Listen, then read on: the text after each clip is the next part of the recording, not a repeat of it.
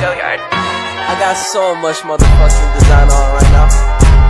Break it down, bring it back, make it clap. I got 3 old thoughts, new block.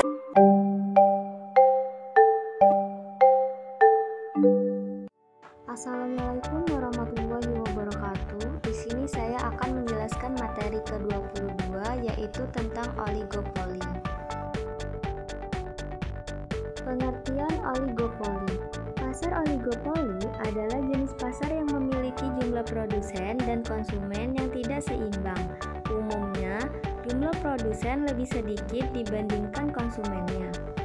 Dalam arti lain, pasar oligopoli adalah kondisi pasar di mana komoditas dikuasai oleh beberapa perusahaan. Hal ini membuat persaingan harga di pasar menjadi tidak seimbang. Ciri-ciri pasar oligopoli.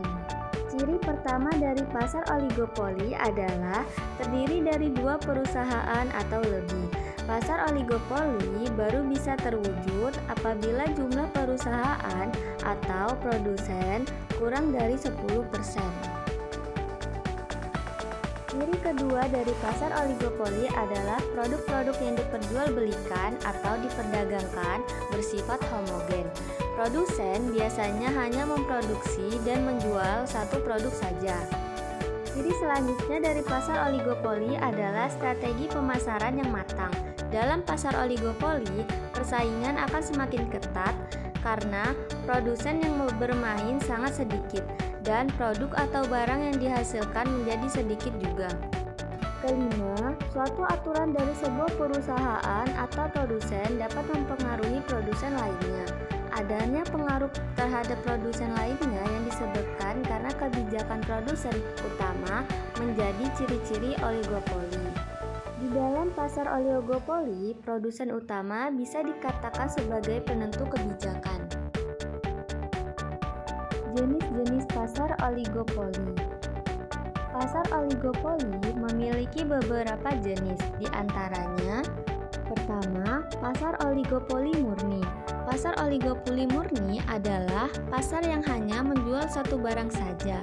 Meskipun hanya satu barang saja, tetapi varian dari barangnya cukup banyak. Sementara itu, harga dari barang satu dengan barang lainnya hampir sama. Kedua, pasar oligopoli terdiferensiasi. Pasar oligopoli terdiferensiasi adalah pasar yang hanya menjual satu jenis saja. Namun, harga pada satu jenis barang itu tidak sama dengan harga produsen atau perusahaan lainnya. Ketiga, pasar oligopoli non-kolusi.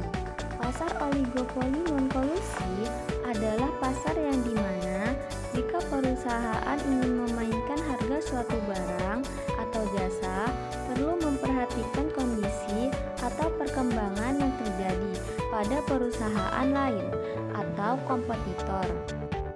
Keempat, pasar oligopoli kolusi. Pasar oligopoli kolusi adalah pasar yang dimana hampir setiap produsen atau perusahaan melakukan kerjasama. Biasanya, langkah dari kerjasama ini dilakukan pada saat ingin menaikkan harga dari suatu produk atau dari suatu jasa.